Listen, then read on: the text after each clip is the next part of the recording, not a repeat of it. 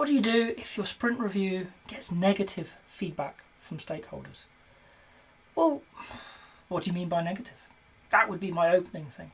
Is it negative insofar as it's not what they expected? Well, that's not negative feedback, that's just feedback. I'm going to come back to that in a second. Is it negative in that they expected more from it? Well, why? And we need to tackle that. Or is it negative in that it's not well run? And, different type of feedback. So really we have to have a look at what's the context of that feedback. So negative in terms of they didn't get the product they thought they would get. Well, that's not negative feedback. That is exactly what we're looking for. A sprint review is an opportunity to engage your stakeholders, the most important people, who care about this product, and hear what they think, hear how they believe it can be improved. And if they believe that what you've built is not helping the product, that's not negative feedback. It might be brutal. Let's be honest. It may be uncomfortable. You've built a thing and they don't like it. But it's not negative. It might be honest. As long as it's fair, as long as it's respectful.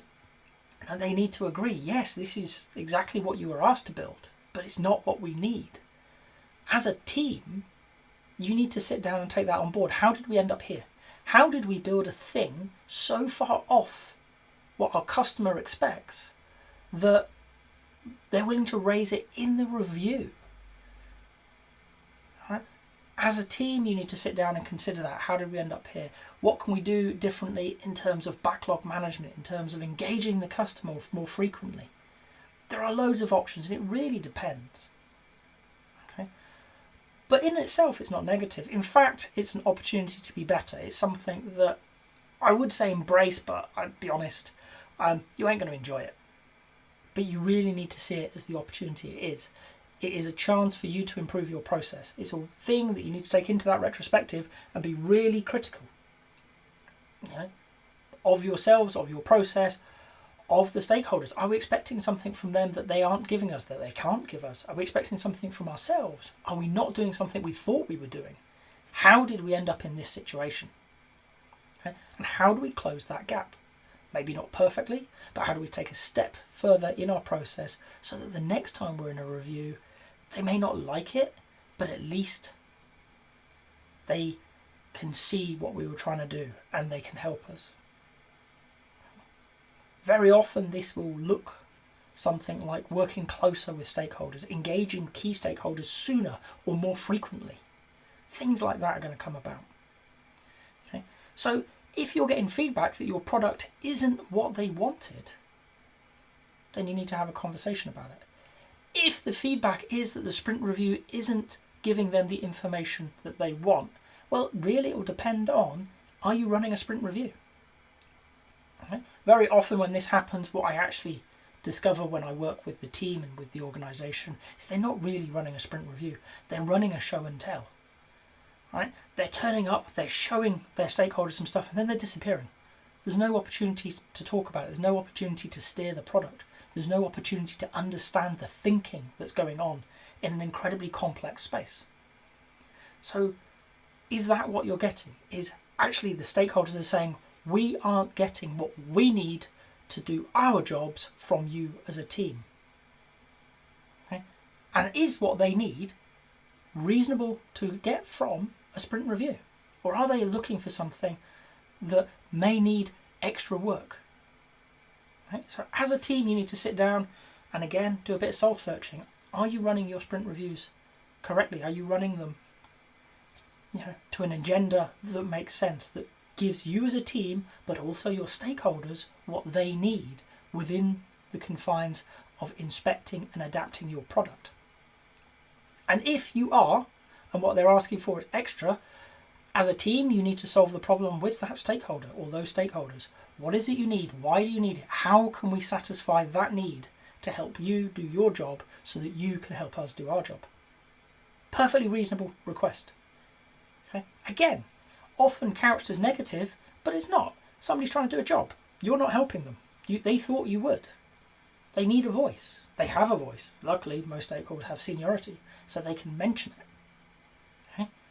As a team, you need to sit down and work together with that stakeholder and understand what the need is and how to satisfy it best, not at the detriment of your ability to deliver, but alongside it. Is there a way that as a natural product of what you do and how you do it, that you can deliver what they want and what they need? Let's be honest, do they actually need it, or is it just a comfort blanket? In which case, maybe the Scrum Master, you, the Agile coach, are going to go and have a chat with them to help realign expectations about what's in the review and what's extra to the review, and maybe can be solved in a different approach. And finally, what if the feedback is genuinely negative? You run a bad meeting. Okay. Sprint reviews, there's lots of moving parts, there's lots of people, there's often many senior people in the room. They're used to things being run well. And if the feedback is, actually, we didn't get where we needed to, it didn't have an agenda, it didn't flow, you allowed the wrong people to talk, whoever the wrong people turn out to be. You didn't give people voice. It wasn't a safe space. All of these things can be feedback that you need to take into your practice. Okay?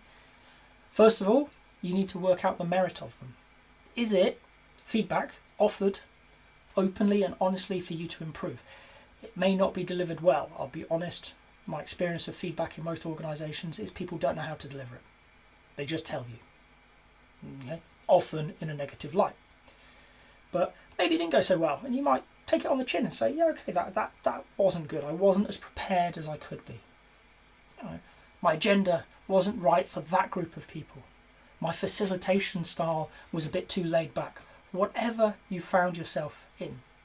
Number one, is that true? Is that a fair representation of the facts? Try and put your ego to one side. Try and put your opinions to one side.